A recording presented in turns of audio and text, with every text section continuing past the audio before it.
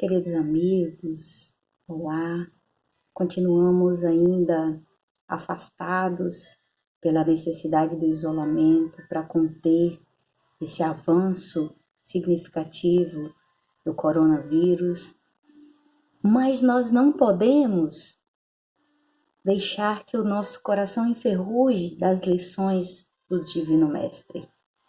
E eu tenho percebido uma angústia muito grande dos companheiros espíritas, desse afã, dessa necessidade mesmo que nós temos de estarmos juntos, porque nós somos criaturas que necessitamos uns dos outros.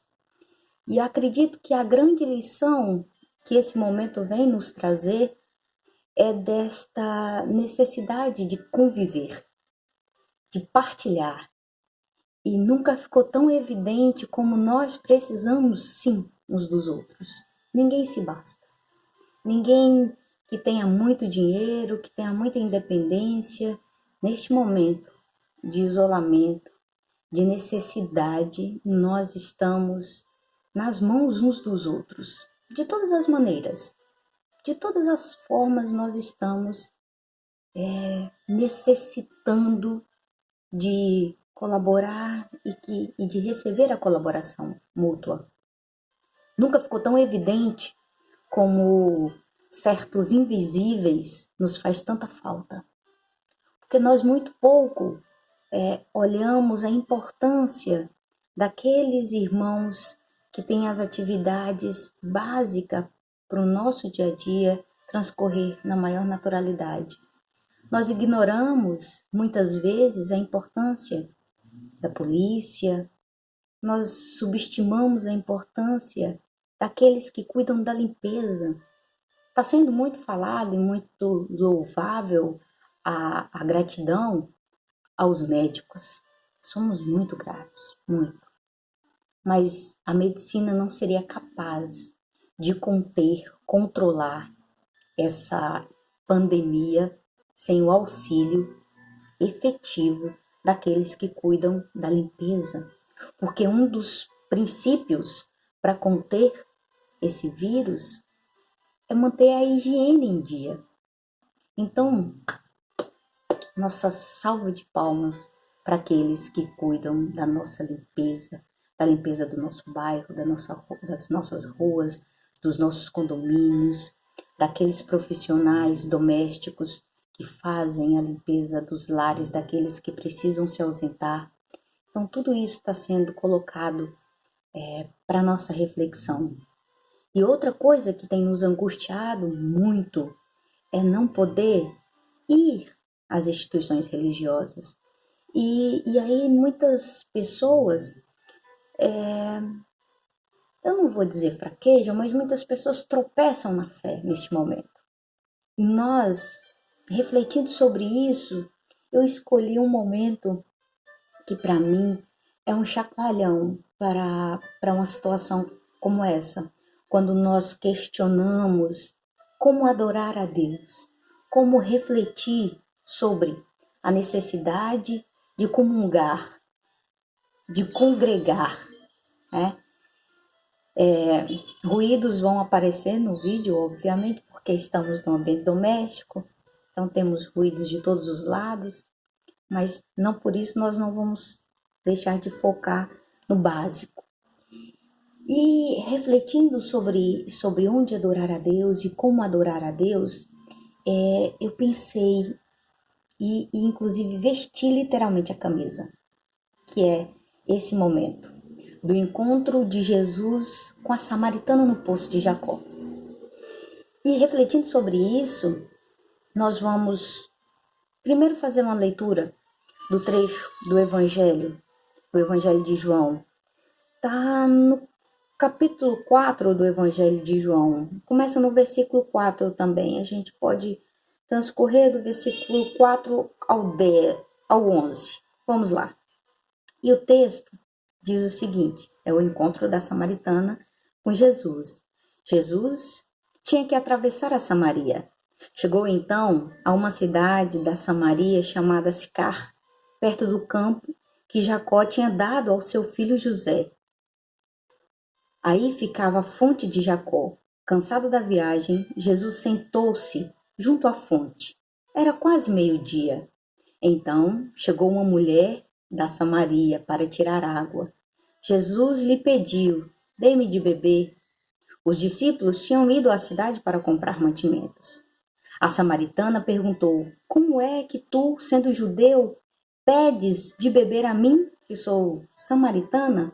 Lembrando que judeus e samaritanos eram povos que não se tratavam, né? Eram povos que tinham uma divergência de opiniões, inclusive religiosa. De fato, os judeus não se dão com os samaritanos. Jesus respondeu: se você conhecesse o dom de Deus e quem lhe está pedindo de beber, você é que lhe pediria, e ele daria a você a água viva. A mulher disse a Jesus: porque nós temamos em olhar as coisas somente com o olhar material.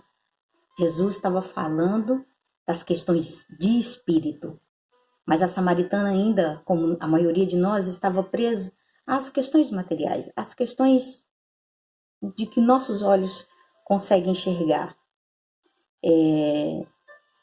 Certamente, aí a mulher disse a Jesus: Senhor, não tendes um balde e o poço é fundo. De onde vais tirar água viva? Certamente não pretende ser maior do que o nosso pai, Jacó, que nos deu este poço e do qual ele bebeu, junto com seus filhos e animais. Jesus respondeu: quem bebe desta água vai ter sede de novo. Mas aquele que beber a água que vou dar, esse nunca mais terá sede. E a água que lhe darei vai se tornar dentro dele uma fonte de água que jorra para a vida eterna. A mulher disse a Jesus: Senhor, dá-me desta água, para que eu não tenha mais sede, nem precise vir aqui para tirar. Esse trecho é bastante emblemático porque primeiro nós precisamos compreender as questões históricas. Judeus e samaritanos não se tratavam. E aí tem outra questão. Uma mulher falando com um homem. Também era outra situação impossível de acontecer, improvável, né? E Jesus quebra todos os paradigmas para dizer àquela mulher que ele estava ali para oferecer as questões que alimentam o espírito. Ele estava ali não para oferecer uma água que vai saciar a sede do agora. Ele estava ali para levar para trazer para todos nós o entendimento de espírito imortal que somos. E no decorrer desse diálogo de Jesus com a samaritana, ela já, claro que todos que conheciam ou que presenciavam, que se colocava diante do Cristo, se deixava, né, penetrar pelaquela energia contagiante. E aí ela pergunta para Jesus, já que ele era um judeu e ela samaritana, estavam falando de coisas imortais, estavam falando da sublimação dos sentimentos, ela questiona-o: Senhor, onde é correto adorar a Deus? No Monte Gerazim, que era onde os samaritanos adoravam a Deus, ou no templo em Jerusalém, onde era o lugar de adoração dos judeus? Jesus responde da maneira mais profunda e desta maneira que eu quero trazer a reflexão para hoje. Jesus diz à mulher: o Pai é Espírito e importa que aqueles que o adorem em espírito e em verdade. Embora nós sejamos sempre sedentos de nos agruparmos, de unir pensamentos, e é óbvio que quando nós unimos força, pensamento, nós ganhamos muito mais força propaga-se uma vibração muito fluídica muito maior. Mas adorar a Deus não está restrito a lugares. Não quer dizer que é certo adorar a Deus unicamente ou que nós limitamos em adorar a Deus somente nos templos religiosos, na casa espírita, na igreja católica, nos templos evangélicos. Não, o Pai é espírito e importa que aqueles que o adorem em espírito e em verdade. Jesus nos dá a lição de que para adorar a Deus, nós não precisamos ocupar lugares. Deus precisa estar dentro de cada um de nós. E é esta água que Jesus oferece, essa água, essa fonte fecunda, que é a água do Evangelho, que nós podemos saciar a todo momento. Nós não podemos necessariamente esperar os dias que as casas espíritas estarão abertas para nós bebermos desta fonte. Esta fonte está oferecida a todo tempo e é inesgotável. Todos nós temos acesso a esta fonte fecunda, a esse manancial que vai sublimando os nossos sentimentos. Então, que hoje nós edifiquemos o nosso reino divino nos nossos corações. Façamos do nosso lar um templo, até mesmo para colaborar com a espiritualidade, com essa atmosfera densa, difícil que está. Todos nós estamos ansiosos, todos nós estamos tensos, mas nós, sobretudo nós os espíritas, que temos a certeza de que o governador espiritual, Jesus, está coordenando todo este caos. Não há nada fora do lugar. Há necessidade, porque é também da lei. Nós não podemos esquecer da lei de destruição. Tudo o que acontece é com a permissão divina. Não devemos olhar a catástrofe, a desgraça, apenas para o lado negativo, apenas para o lado que destrói, mas olhemos para o lado que se renova. Nós estamos vivendo uma era de regeneração, de renovação, de transição. E para que o novo venha, é preciso que o velho se vá. Não estou dizendo do velho, daqueles dos nossos idosos, que não são descartáveis. O velho são o nosso homem velho, o nosso sentimento primitivo, os nossos valores distorcidos. Porque neste momento nós estamos aprendendo que ninguém pode ser descartável, que ninguém pode ser maior ou menor do que o outro.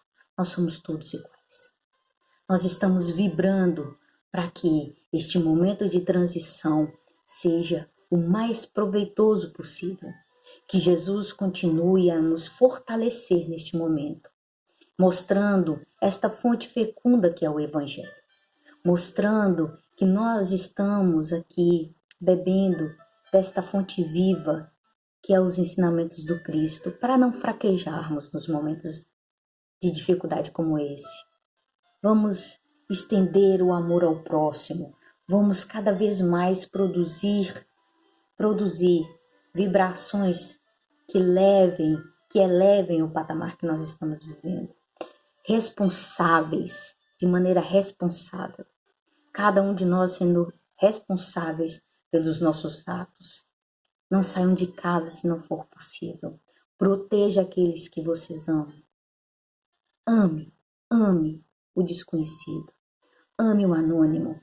Porque é assim que Jesus veio. Manso, humilde, anônimo. Não se fez notar a não ser pelas benesses que praticou por todo o caminho que percorreu. Que Jesus continue a nos amparando e nos fortalecendo hoje e sempre. Sigamos forte, de mãos virtualmente dadas, fortalecidos para vencermos este momento adverso. Que Jesus continue sendo e saciando a nossa sede